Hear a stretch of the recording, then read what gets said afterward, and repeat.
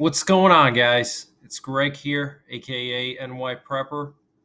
It is Friday, September 1st, 2023, and I have some breaking news to share with you guys. Right now, it is 12:28 p.m. Eastern Time here in the United States.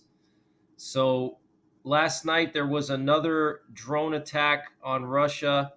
It looks like Ukraine sent more drones into Russia, and the mayor of Moscow, Sergei Sobyanin, reported on Telegram that Russian air defense had shot down a drone flying towards Moscow.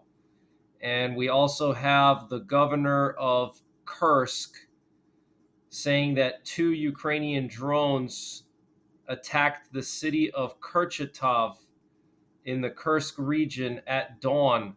Okay, so early in the morning. There was also a drone attack on Tetkino, which is also in the Kursk region. And apparently also Pskov was hit again. So Ukraine is becoming very successful with these drone strikes. Now, we currently have a nuclear war command and control plane in the air over Iowa right now, and this is an E-6B Mercury. This plane is responsible for communicating with our submerged nuclear-armed submarines.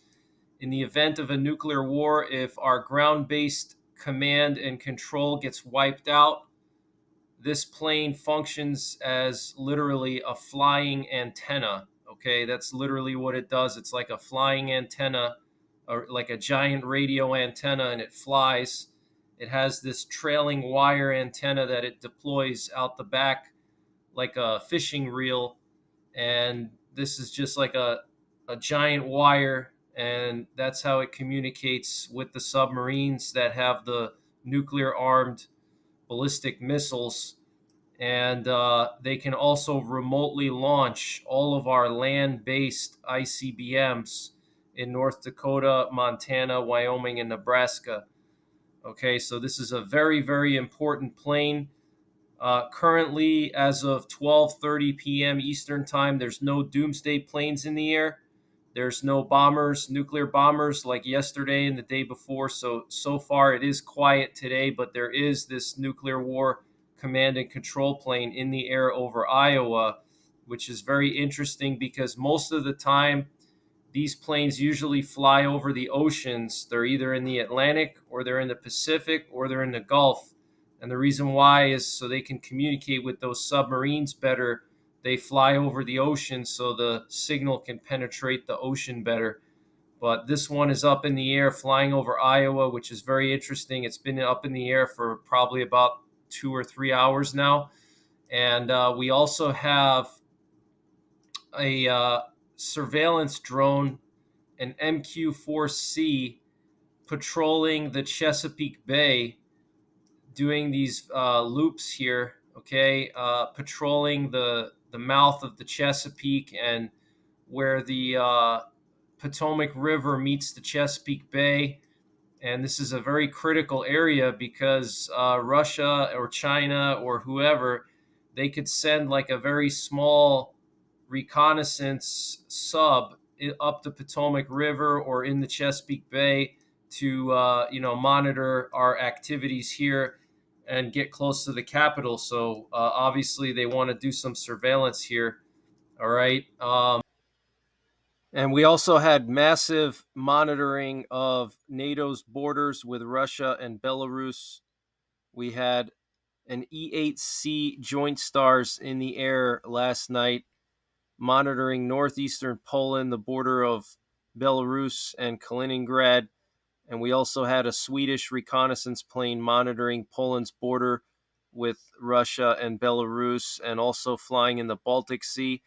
And we also have an E-3 AWACS plane and a Sub Hunter plane on the Romanian Black Sea coast. So NATO is continuing to monitor Poland and Eastern Europe heavily. So let me just update you guys on this drone strike that happened 2 nights ago. So there's some satellite imagery coming out from Russia, and it shows these Russian transport planes totally destroyed. I mean, this is like a C-17. This is a massive plane. It's made for heavy lifting, okay, transporting heavy cargo and also troops. Reportedly, the Russians were using this to move troops around to the battlefield, paratroopers. They were using these planes to deploy paratroopers. And here's another picture showing two separate Ilyushin 76s completely destroyed. Okay, and you can see here on the left side of your screen, on the top left, there's one, and then there's another one on the bottom left here. It's just both of them completely destroyed. Okay. Now, let me read to you what the chief of Ukraine's main intelligence directorate said about this strike, Kirillo Budanov. He actually confirmed what the Russian partisans said yesterday. If you check out my update from yesterday, the Russian partisans said that they worked with the Ukrainians on this drone attack, that they helped them to deploy the drones and to find the targets. And Russia is blaming the Baltics for this because Pskov is right next to the Baltics. And Russia thinks that Ukraine basically fired these drones from somewhere in the Baltics, or maybe in the Baltic Sea somehow, to circumvent the Russian air defenses that are mostly concentrated along the Ukrainian border to the south rather than to the west next to Estonia. But let me read to you what Kirillo Budanov said. He said that the attack took place at the Kresty Air Base in Pskov, and he said that they were launched from within the territory of Russia. Okay, so they actually launched these drones from inside of Russia somewhere, and that confirms what the partisans were saying. The partisans said that they were involved in it. So now that makes a lot of sense, okay? We work from the territory of Russia. 4 Ilyushin 76 military transport aircraft were damaged as a result of the attack. 2 were destroyed and 2 were seriously damaged. The aggressor state used airplanes to transport military cargo and personnel of the Russian airborne forces. The fuel tanks and an important part of the wing spar, which are located in the upper part of the Ilyushin 76, were targeted. So maybe that's why they were completely destroyed like this, because they were able to hit the fuel tank, and the fuel tank created a larger kaboom and destroyed the entire plane. So we have NATO releasing pictures and a video from that B-2 stealth bomber refueling exercise in Norway. So this is coming from NATO Air Command Twitter account, or X is what it's called now. And here's a picture of that B-2 that was in Norway for the first time ever, landing in Norway and getting refueled. You can see a fuel truck here. And basically with this exercise, what they do is they keep the engine running while they're getting refueled. They call it hot pit refueling. So then the bomber can take off immediately. And the advantage to doing this rather than getting midair refueled is that if there was a nuclear war or some kind of an escalation, refueling a stealth plane in the air is risky, because although the enemy won't be able to track the stealth bomber, they'll be able to track the refueling planes that are refueling it. And so that would expose the stealth bomber's location. So that's why you land on the ground and refuel on the ground and then take off right away, because they won't be able to track where this thing lands. I mean, there's hundreds of airports across Europe, and these planes can land at any airport that's at least 2 miles long. The runway has to be at least 2 miles long, so they need long runways. And that's another reason why long runways are a nuclear war target. And if you live near an international airport that has a long runway, like 2 miles, about 2 miles, doesn't have to be like exactly 2 miles, but like around 2 miles long, you're at risk of having a nuclear weapon detonated near you. So you need to have a plan for that. because if you're close to an airport with a 2 mile runway, it's very likely that if there is a nuclear war, that runway is going to be destroyed with a surface bursted warhead to uh, impede the stealth bombers, okay, and prevent them from being able to land for refueling or maintenance or rearming or whatever, because eventually they do have to land or refuel, right? They need somewhere to land and they need somewhere to refuel. So they need long runways because they're very heavy, okay? These bombers are extremely heavy. And so to slow down, they need a long runway, okay, especially when they're fully loaded. And here's another picture. You can see that, Norway, terrain in the back there, those mountains. And here's a video that they posted. Let me play this video for you guys. It just shows the B-2 landing, and then I have another video I'm going to share with you. But there it is, guys. That's the first time in history a B-2 landed in Norway. Okay, so there's my source. I know a lot of you guys are fact checkers, and you like to make sure there's a source for everything. There's my source. And here's another video that was posted by NATO. So here it says B2 in Norway for the first time. And here we have, one of the Norway commanders here talking. He says U.S. B-2 strategic bombers and Norwegian forces, including F-35. Today we are going to have the B-2 arrive at Orland. Orland is the air base, and conduct hot refueling. So you can see them putting the hoses out there and refueling the plane before they depart again. We are working in a training range in northern Norway, and the main focus of the mission today is really flexing this muscle because it's the first time we've ever landed in Norway. So conducting the hot refueling is kind of the main focus for the mission today. But notice they say flexing this muscle. Okay. So this is a serious statement to Russia. And then they're moving 2 squadrons of F-35s, as many as 50 F-35s to the UK.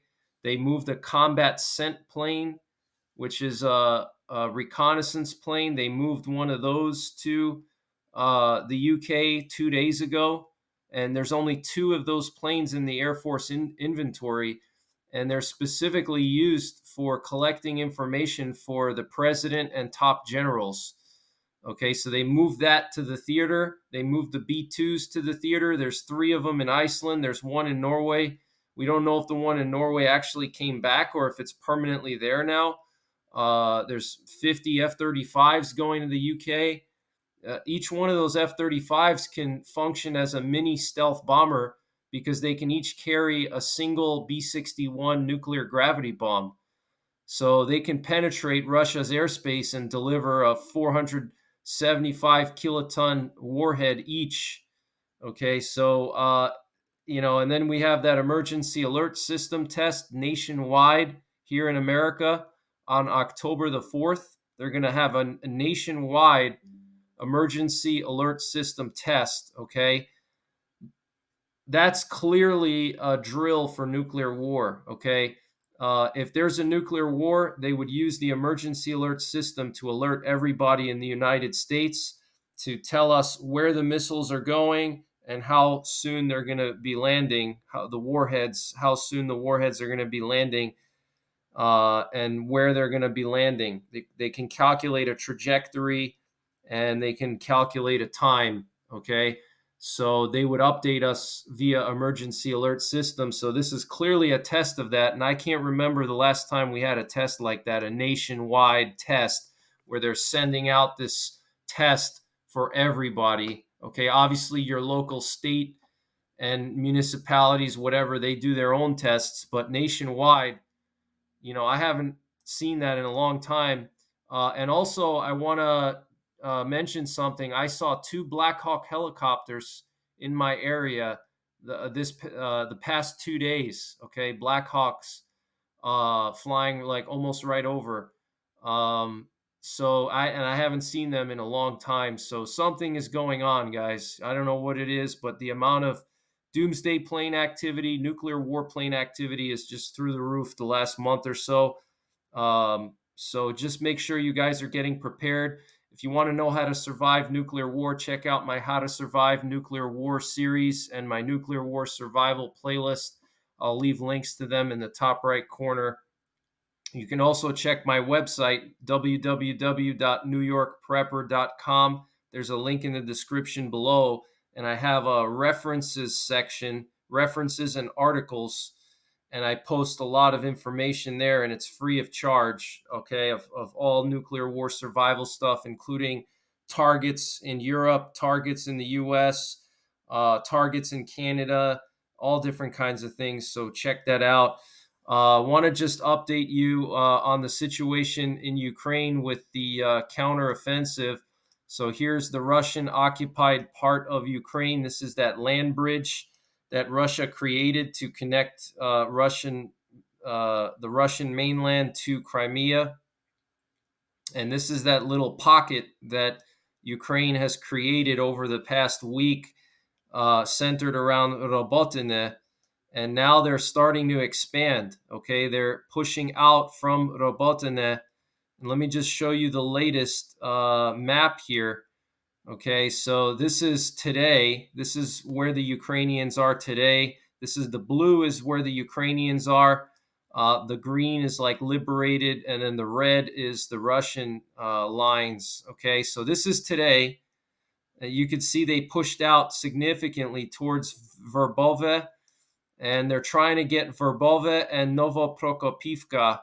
They want to surround Novoprokopivka and take that, because if they take that, it's just a straight route southwest towards Tokmak, and then they can split the whole land bridge here by going down to Melitopol, and then they can, from once they get Melitopol, all the Russian troops here are going to have to evacuate and go down to Crimea.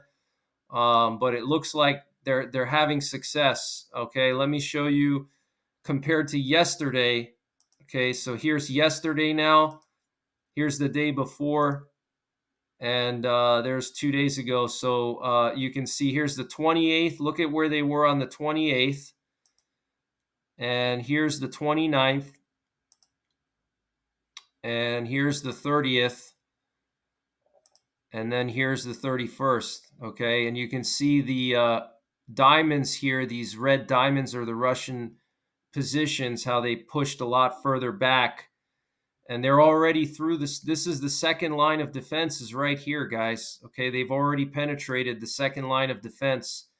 And, the next lines of defense, they're not going to be as heavily fortified, because it's always your first two lines of defense that are the strongest, okay? So I predict that Ukraine is going to make some serious gains in this area, and I think that this could be the long-awaited counteroffensive. And we're getting some breaking news coming from the U.S. that apparently 200 Ukrainian soldiers have already completed training on the M1 Abrams tanks, and Ukraine is going to receive the first 10 of the 31 promised Abrams tanks in mid-September. So in 2 weeks, they're going to get those M1 Abrams, and they're going to be able to immediately deploy them to this area if they want to. Okay, so the timing is just right. So let me just share something interesting with you guys. We have a prominent political scientist in Russia by the name of Dr. Valery Solovey, and he was a former professor at the prestigious Moscow Institute for International Relations. And he's saying that Prigozhin is still alive, that Prigozhin had body doubles on those planes. And so basically, the body doubles were taken out and not Prigozhin. And he's saying that the Russian government lied about Prigozhin's DNA at the crash site, but they didn't really find Prigozhin's DNA. They found his body double's DNA. And he's saying that Prigozhin is currently plotting a revenge attack and that he's going to resurface. And here's a new video that surfaced of Prigozhin shortly before he supposedly died. This is coming from Natalka on Twitter. You should check her out. She posts a lot of good information about the war. Great source. Her handle is at Natalka Kiev. Okay. So let me play this video for you. It's just him in like a truck, an armored vehicle, and he just says some interesting things here. To the ones discussing whether I'm alive or not and how am I doing, now it's the weekend, the second half of August 2023. I'm in Africa. So the fans of discussing my liquidation, intimate life, income, or something else, as a matter of fact, all is well. Okay, so that's what he's saying here. This was the second half of August. He's saying everything is well. I'm in Africa. And he's addressing people that are debating if he's alive or not. So this is a very interesting video. I'm not sure what to make of this. I thought I would just share this with you. So pretty interesting. And here's a passport of one of Prigozhin's body doubles. He had multiple body doubles, and here's one of them. He had multiple people that looked like him. There was actually one guy that went to St. Petersburg to like supposedly pick up documents, and they said, "Oh, Prigozhin went to St. Petersburg to pick up documents from his headquarters." It wasn't Prigozhin, it was his double, and they knew that because Prigozhin is missing a finger and his double wasn't missing a finger, so that was a clear giveaway. We have breaking news that Greece is going to be joining the Three Seas initiative, and this is an alliance of Eastern European countries. And so now Greece is joining this alliance. You can see all these countries in yellow that are part of the Three Seas initiative. It's a pretty large alliance. Right now, it's an economic alliance, but who knows? This could form into a small union. If the EU is not doing good by these countries can form their own union eventually. We currently have a tropical wave off of Africa, and it has 100% chance of development. It's all the way out here near Africa, so we'll have to wait and see where it's going to go. And we currently have 4 tropical systems in the Atlantic. We have the post-tropical Idalia, 60-mile-an-hour winds. We have tropical depression Gert. We have tropical storm Jose, and we have Hurricane Franklin. Okay, so 4 tropical systems in the Atlantic. It just looks crazy. And we also have a minor geomagnetic storm that's going to be impacting us over the weekend. And we also have a very quiet sun right now. Very little activity on the sun except for that coronal mass ejection, but it's expected to be minor. So it looks like we already hit the peak of solar cycle 25. I thought it was going to happen like in the next 6 months. I think we already hit the peak and we're going down because look, there's like hardly any sunspots now, very, very small sunspots. And if you remember, like 2 months ago, there were like multiple massive sunspots. We had those low latitude auroras. People saw them in Charleston, South Carolina. I think we already hit the peak, guys. And I think now we're going to go back down and, go down towards the grand solar minimum. But that's pretty much it for this one, guys. I'm not going to be doing any live streams until next week, probably because of the holiday weekend. I'm going to be doing some family stuff, spending time with family. I might do a stream tonight. I'm not sure yet. I'll have to see, possibly from the road. But that's pretty much it, guys. Check out my nuclear war survival videos. And till next time, take care. God bless. And don't forget the 3 Ps: prepare, practice, and persevere.